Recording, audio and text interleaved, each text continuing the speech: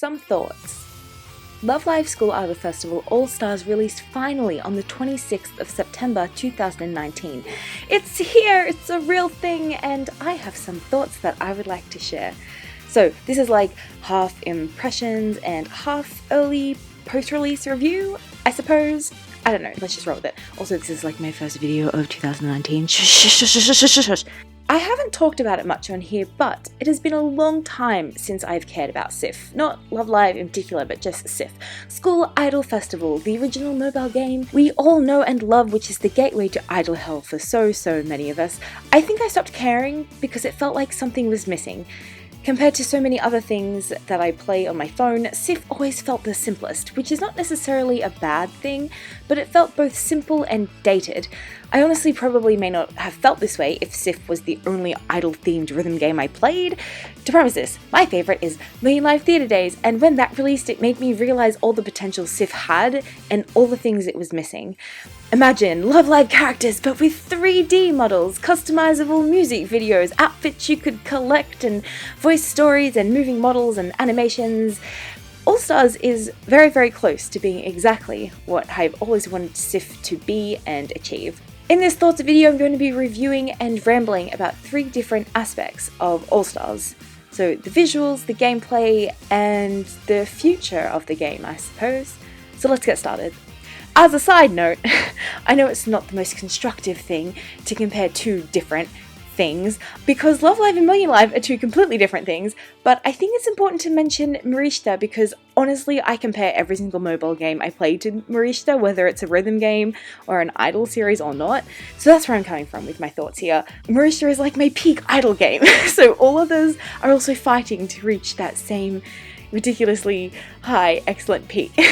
Initially, I was quite skeptical about the direction All-Stars was going to take aesthetically. Way back in the day when we started getting preview images of the 3D models in the UI, I wasn't exactly impressed or pleased. I don't know, I didn't quite know how to feel about it. I couldn't help but compare it to the Marishta models and that style. Here, the first thing I always focused on was the thick lines around the models, like a popping, cel-shaded style, but it looked a bit off when compared to the brightly coloured bubbles outlined in transparent, white, and the banners which looked very similar to the SIF ones. I'm very happy that my hesitations about the art style and the UI were completely not needed with the final release. I've seen a few people around Twitter say that they don't like the change from the original previews, and I agree with the ones that say this new layout seems a bit more uneven and cluttered, with one side just being, you know, a straight line of grayscale boxes, and then the other side is just like a mishmash of colourful shapes. It looks more modern and updated than SIF, I think, and it's probably better than SIF can probably ever reach with its style. I do miss all of the pink that SIF had, but I will still, appreciate that there are little bits of pink here and there, which is a nice callback, I guess. Overall, compared to the original UI previews, it feels like everything matches better, especially with the softer lines around the 3D models. The characters still pop compared to their background, but they don't need thicker, dark lines to get there, thankfully. I play on an iPhone 6 on the highest settings, and everything looks lovely and it runs smoothly, which is a nice surprise. I've also tried the game out on my iPad, and it looks great there too. I didn't feel like using my phone compared to a tablet really affected the visuals that much.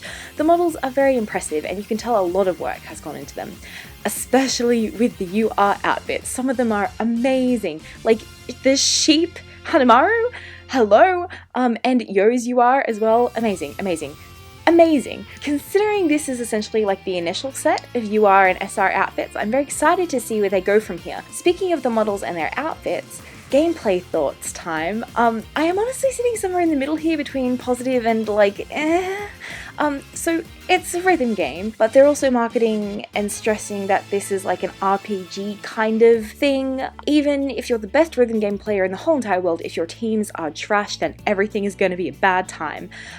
So this is how it works. Your life songs are your usual notes where you tap as you go, but you also have a stamina gauge that is constantly taunting you and watching every single move you make, even when your phone is off and the app is closed, and even while you sleep.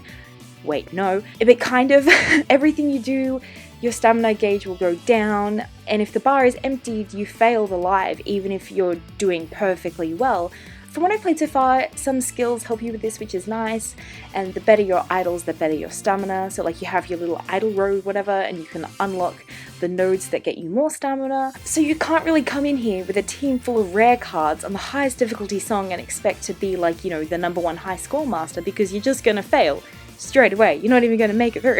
The decision to go this way is very interesting. You have games like Bandery, where in multi-lives you literally cannot die, to this, where even the best players will fail because their girls aren't beefy enough. I don't know how to feel about it, to be honest. It makes sense from a lore perspective, I suppose, which might be what they're going for. Like, the point of the game is you gotta raise your idols up, or else how will they survive? But I can see it getting really frustrating really fast, especially for the average English speaker who may not know why they keep failing or how to find what cards give them the skills to help keep their stamina up so that they can survive. So aside from how you play the songs, the MVs themselves look really good, like unexpectedly good. Maybe I've been watching too many videos of like the arcade Love Live game, but these really surprised me with how nice they look and how clean and smooth they are. I think the library of songs they started off with is decent, but me rating that will depend on how often they plan to release the MV songs, because you still have the 2D only daily songs as well, which I really like. It's almost like an upcoming list of reminding you, hey, one day these could get MVs. So the 2D mode is nice, it works well, but I do prefer the 3D mode just because it looks really good. I haven't read much of the story, like listened to it properly, so I won't really comment on that, but I appreciate that it's voiced. Also there's the activity thing, which really helps you with grinding out your material stuff. It's also really cute. I really like the little models they used. Aside from the lives and the stories, there is of course the gacha. I've seen people get like 4 URs on their first rerolls, and then there's me who took like 2 whole days to get a single UR and then about 2 more to get the yo I was so desperately ready to sacrifice all my multiple possessions for. But hey, that's gacha. The rates are 5% for a UR, which is a very good surprise, but I suppose a decent UR rate means nothing if it takes too long to get a single pull. We won't really know how generous the game is until we get a few events and gachas and story/song releases under our sleeves, however. I'm really hoping it's a nice middle ground of easy to save, but not too easy.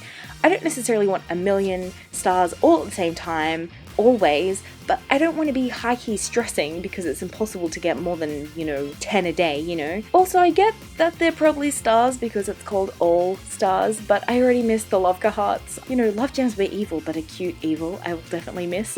So my last set of thoughts, the future of All Stars. I think a big influence on my enjoyment and engagement of this game will come from how it works in the long term. For example, how often will events be held? How many event types? Will we have point rewards and ranking of rewards? How often will the gachas change? Will the themes be set to specific groups, or will they be mixing and matching all the time or just some of the time? Can I get an Umi and Yo matching UR pair, for example, but also still get a Chica and Yo matching UR pair again? Will outfits only be locked to SR and UR cards? Will we be able to get matching outfits for everyone easily and frequently? It feels really shallow, but the outfit thing is a big thing for me. One of the reasons I like customizable MV games, like my all-time favorite Marishta, is because I love mixing and matching outfits, even like Ensemble Stars. I'm like, heck yeah, outfits! Let me dress up Yuzuru Fushimi and let me work hard to get new outfits for his closet of things. So to compare again to Marishta, I love their style of outfit releases. SSR cards give you outfits, maxing that card out gives you recolors of that outfit, some SR cards gives you outfits too, you can get outfits as random live drops, which matches to outfits worn at real life lives, events give outfits for the ranking cards, but also you can get that same outfit for the whole unit from that event. Max out the rank card, by the way, and you get a recolor just like as if it was an SSR. They also release outfits occasionally as in-app purchases, but generally, they're more basic than the ones you get from events and gacha, so you really don't feel like you're missing out on that much. Also, more than once they've let us choose some of these sets for free. In summary, lots and lots of different ways to get lots and lots of different outfits. It's going to be interesting to see how All Stars does this. They've already told us we'll be slowly getting some main song ones, like Snow Halation, through events and gacha, and I'm torn on this because I love the idea of a gacha card being exciting because something new means a new outfit, right? But also, that could bring lots of salt if I almost have like a full Snow Halation team except for like one gacha card that refuses to come home, you know? I hope the sets themed to specific songs are going to be easy to get for the whole group, and the URSR gacha outfits are going to be more special, more detailed ones. If they're doing a mix of gacha and event all the time for everything, then I don't know how to feel. I'm glad for event outfits, but also I don't want my unluckiness to stop me from completing a really nice set. Also, I really want a set that matches for everyone, like on the title screen. The standard school uniforms are fine, I guess, but like they don't really match between the three groups. So it would be nice if we had like a basic outfit, again like the title screen one, that everyone could get, maybe given to us for free through missions or something. That way, at least something could match between every single girl, no matter what group they're from, and it's something that you could work towards. It doesn't rely on event grinding or gacha luck, it just, I don't know, something that you get through like a normal mission from just playing the game normally. Another thing I think would be interesting to see is how they use the fact that they've got 3 whole groups of girls here. Will all sets be mixed from across the groups, or will some still be like, I don't know, Muse specific, you know? Like, I really want an Umi and Yo pair, okay? I really hope that happens one day. Also, I really hope they focus evenly amongst the 3 groups of girls. I'd hate if Muse got all the attention, or the new PDP girls got all the attention.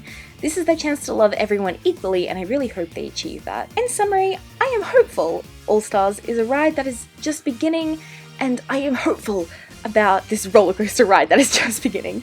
SIF has a lot of fans and a lot of love, so it's a game that has big shoes to fill. I've mostly seen positive reviews so far, and I really hope it stays that way, but honestly I think we'll all just have to wait and see how the game works in the long run. I hope it does well. Love Live is special to so many people, and finally All Stars is reaching that potential that SIF could never quite grasp. This is a series that deserves it, so let's see how it turns out. Also, how do I force them to put Bouquet Umi in the game?